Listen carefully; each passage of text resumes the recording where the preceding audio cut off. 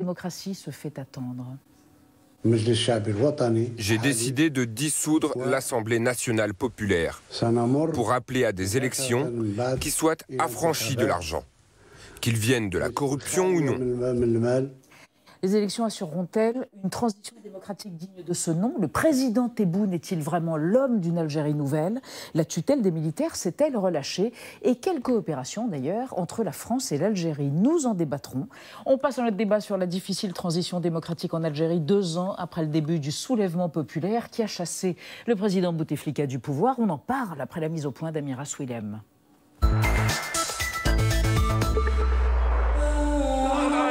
Dans son regard, autant d'incrédulité que de joie. Khaled Rareni, correspondant de TV5 Monde en Algérie, est libre après 11 mois passés derrière les barreaux. Je veux juste remercier tous ceux qui se sont solidarisés avec moi, qui m'ont soutenu. Comme lui, des dizaines de prisonniers politiques ont retrouvé la liberté ce week-end.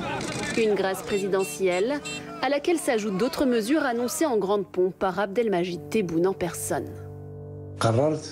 J'ai décidé de dissoudre l'Assemblée nationale populaire pour appeler à des élections qui soient affranchies de l'argent, qu'ils viennent de la corruption ou non. Des mesures qui coïncident avec les 2 ans du Irak, du nom de cette révolte populaire qui avait mis un coup d'arrêt à la candidature de Bouteflika à un 5e mandat. Grisés par leur victoire, les manifestants avaient ensuite demandé la chute du régime tout entier. Mais la Covid-19 siffle la fin de la récréation. Déçus, mais pas défaits, les Algériens ont continué de faire entendre leur voix pendant la pandémie, avec humour pour certains. Bon, on ne peut pas faire le Irak à cause de ce virus qui fait des ravages. Alors j'ai décidé de faire mon Irak chez moi, à huis clos. La semaine dernière, à Kherata, en Kabylie, berceau du Irak, des milliers d'Algériens ont même bravé l'interdiction de manifester. Même scène aujourd'hui à Alger. Masqués, mais déterminés, les partisans du Irak semblent faire leur grand retour. Alors, les annonces du président algérien suffiront-elles à calmer la contestation? S'agit-il d'une opération séduction ou peut-on y voir une réelle volonté de changement? Une deuxième vague du Irak est-elle envisageable? 2 invités pour en parler. Jean-Pierre Filu, historien, professeur des universités à Sciences Po. Votre dernier essai, Jean-Pierre, Algérie, la nouvelle indépendance, est paru aux éditions du Seuil dans la collection Point. Et puis, il y a eu une réédition, je crois. Selon vous, Jean-Pierre Filu, seul un authentique dialogue avec la contestation en vue d'une véritable transition démocratique pourra sortir l'Algérie de l'incertitude actuelle. À côté de vous, Neila Latrousse, bonsoir. Vous êtes journaliste franco-algérienne à Radio France et vous estimez qu'il ne s'est rien passé, la situation est la même qu'avant le début du soulèvement, donc en 2019. L'Irak demandait des nouveaux hommes au pouvoir. Or, ce sont toujours les mêmes, toujours la même caste, un mimétisme qui va jusqu'au ridicule. Nous démarrons ce débat avec une question d'un de nos internautes, Nadia. Oui, une question de bulletin de santé. Je vous lis la question du téléspectateur. Il voudrait savoir si Abdelmajid Tebboune est physiquement capable de tenir son poste. Neila Latrousse, le président algérien sera resté 96 jours en Allemagne pour soigner sa contamination au Covid et les complications. C'est plus que son prédécesseur. C'est quasiment une tradition en fait, pour les chefs d'État algériens de se faire soigner dans d'autres pays. Comment est-ce que c'est reçu par la population, en particulier pendant la crise sanitaire? Quand je disais le mimétisme jusqu'au ridicule, là, c'est l'un des exemples criants avec un argument qui avait été avancé par le gouvernement qui était de dire oui mais attendez, c'est très différent parce qu'il n'est pas allé en France, contrairement à Abdelaziz Bouteflika, mais il est allé en Allemagne, donc d'où le jusqu'au ridicule. Ce qui est très curieux, c'est que alors il n'y a pas de questionnement sur son état de santé mentale comme Abdelaziz Bouteflika, où on se demandait s'il était conscient ou pas conscient. Il y a un questionnement sur son état de santé physique, puisqu'effectivement, il a passé plus de temps à l'étranger que son prédécesseur. Mais là où il y a des interrogations qui peuvent être levées, c'est lors de son retour en Allemagne pour poursuivre son protocole de très soins. opaque. Ouais. Il avait, par exemple, dans le salon d'honneur de l'aéroport, expliqué que le gouvernement, ça n'allait pas. Il avait utilisé une expression, oui, bon, il y a à dire sur le gouvernement devant l'état-major des armées. Donc, beaucoup s'attendaient à ce que le remaniement qui soit annoncé à la suite soit très conséquent. Et puis, on assiste plutôt à un remaniement technique, à un ajustement Pas de changement de Premier ministre et les grands ministères de souveraineté restent aux mains des mêmes personnes. Alors, le chiffre du jour concerne une libération de prisonniers politiques. Oui, c'est 38. Le président algérien a libéré 38 détenus d'opinion depuis vendredi. C'est un geste d'apaisement qu'il avait annoncé à l'adresse du mouvement de contestation Irak.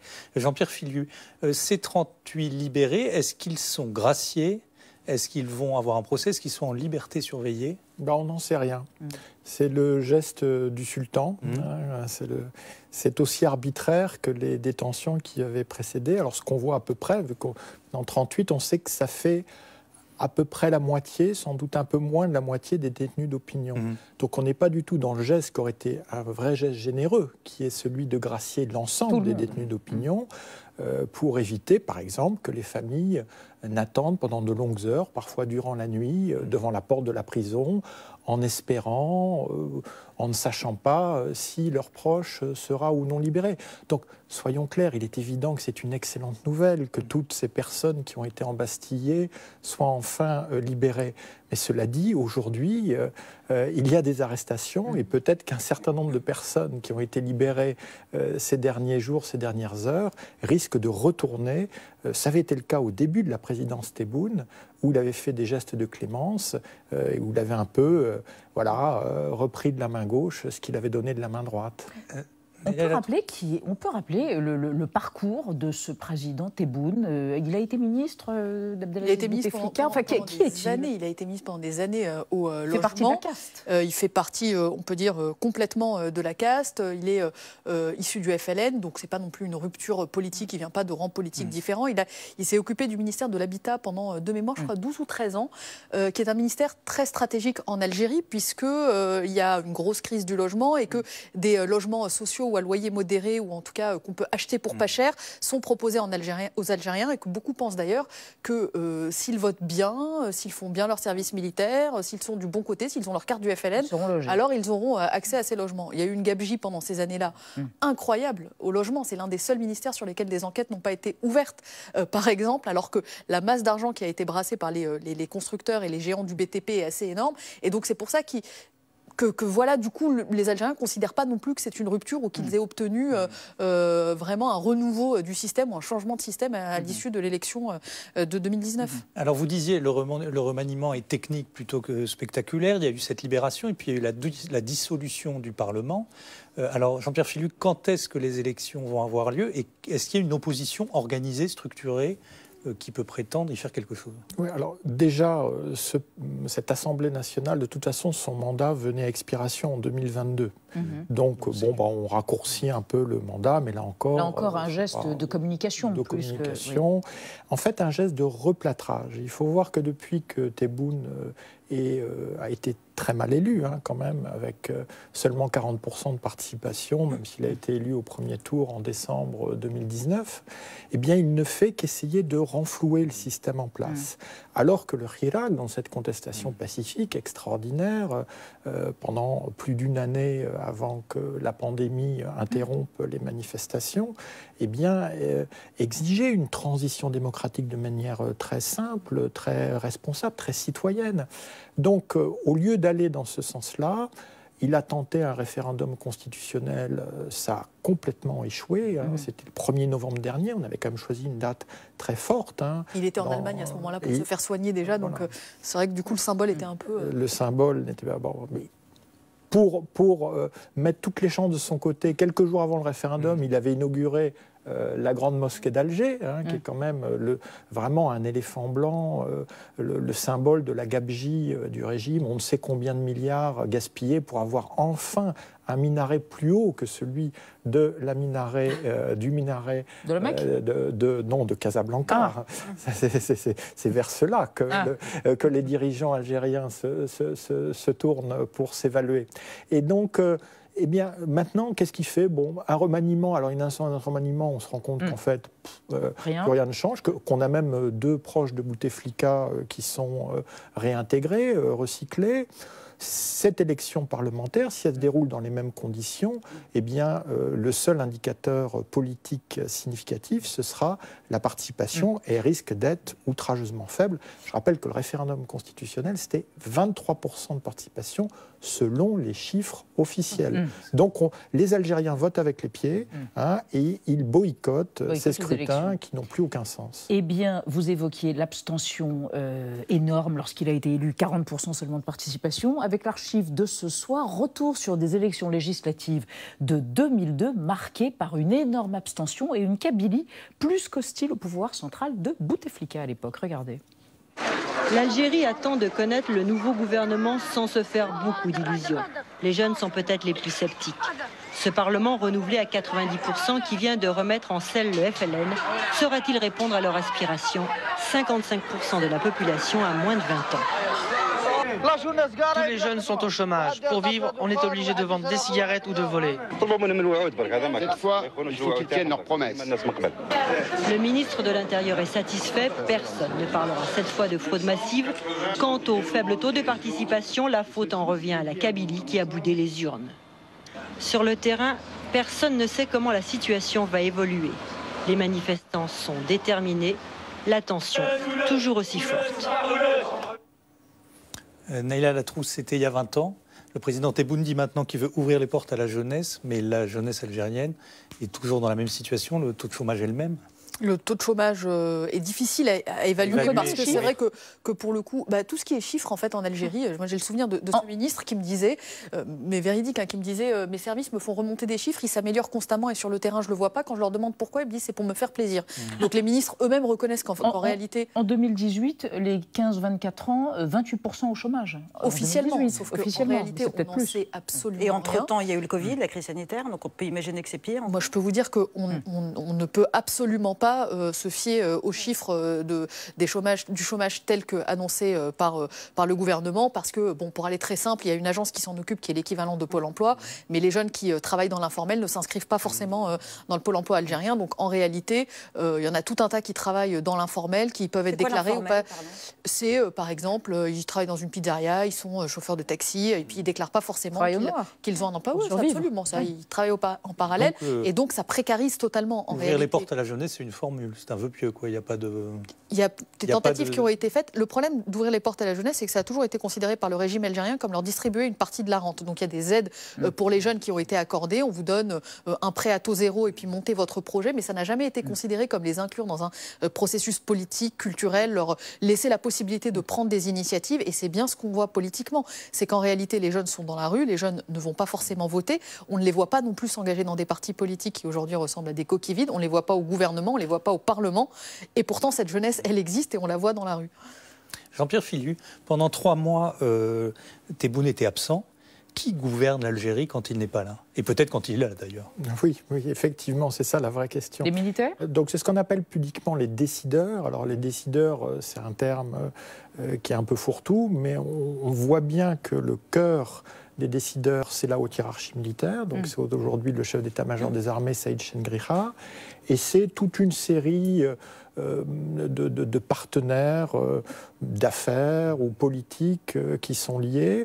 Et donc, pendant qu'on continuait de s'acharner sur les militants pacifiques du Hirak, qui sont arrivés à une grande décision, c'est de finalement amnistier les généraux qui avaient été condamnés en 2019, quand le régime voulait montrer qu'il avait rompu avec les pratiques du passé et mis les généraux Médienne, Tartak, donc les chefs de la sécurité militaire qui étaient jusque-là intouchables, en jugement. Eh bien, ils ont été graciés, ce qui veut dire qu'en fond, les décideurs, c'est comme ce qui s'est passé avant le 5e mandat. Les décideurs mettent beaucoup de temps à avoir un consensus entre eux. Tebboune en est la figure de proue, celui qui exprime le résultat de ce consensus, et il ne peut même pas faire un remaniement digne de ce nom, il ne peut même pas renvoyer le Premier ministre, il ne peut même pas toucher aux différents ministères régaliens. Alors revenons à ce mouvement, à ce soulèvement populaire. Est-il terminé ou non? Faites-nous écouter quelqu'un. 2 ans après le mouvement qui avait commencé en Kabylie, le 16 février, les manifestants sont redescendus dans la rue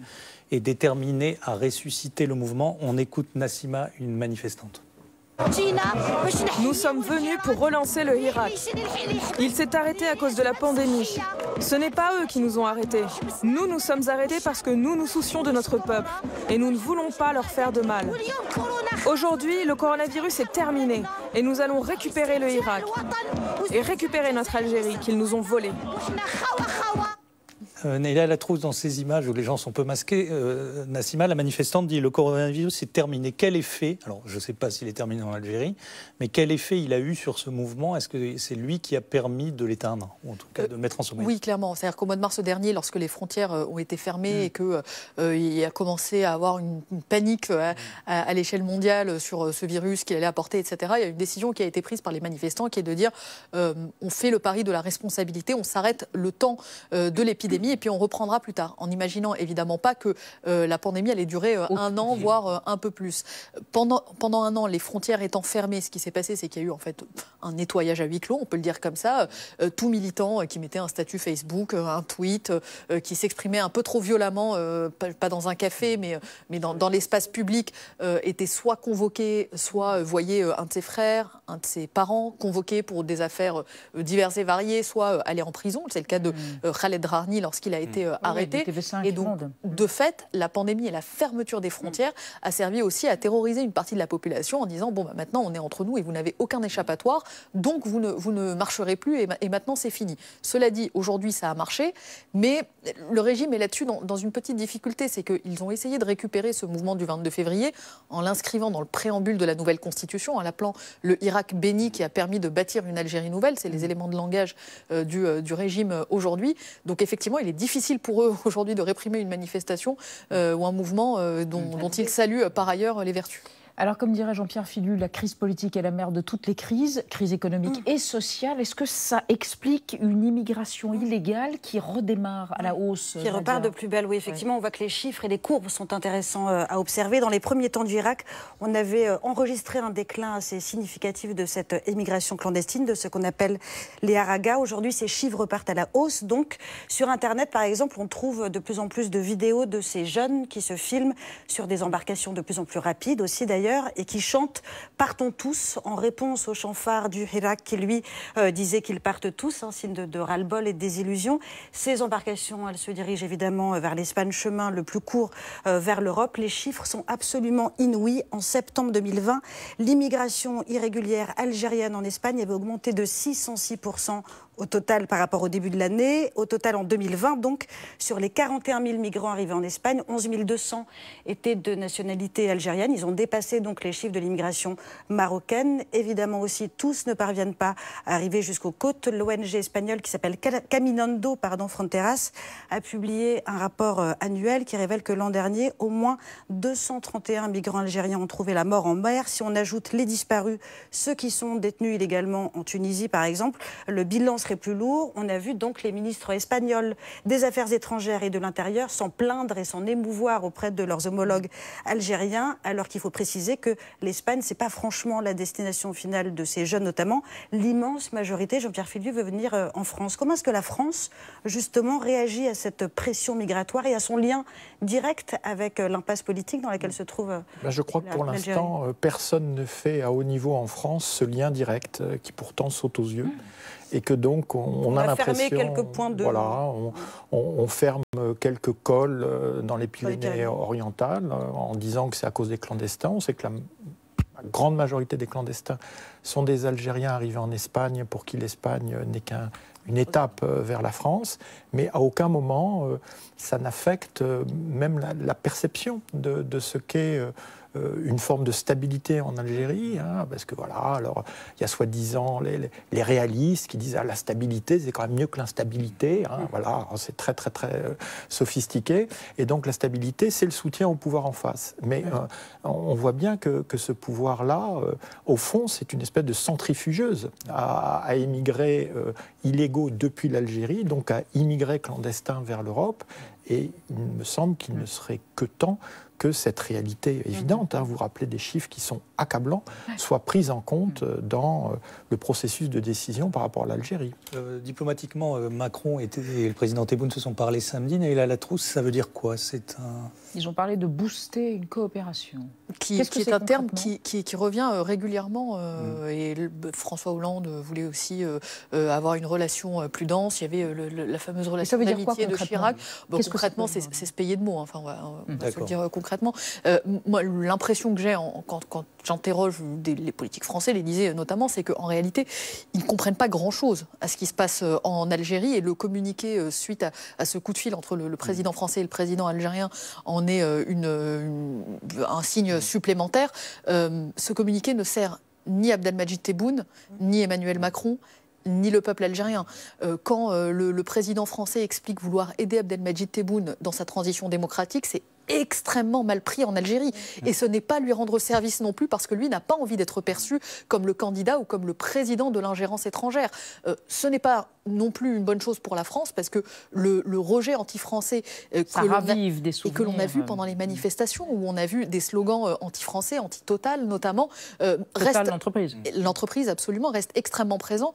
Donc en réalité aujourd'hui tout ce qui peut être produit en France sur la relation franco-algérienne passe extrêmement mal, et j'en prends un exemple corollaire, le rapport Benjamin Stora par exemple, en évoquant d'un côté le rapport Benjamin Stora et de l'autre la volonté de contrôler ou de lancer des enquêtes sur la recherche post-coloniale, ça brouille totalement le message dans la relation franco-algérienne aussi.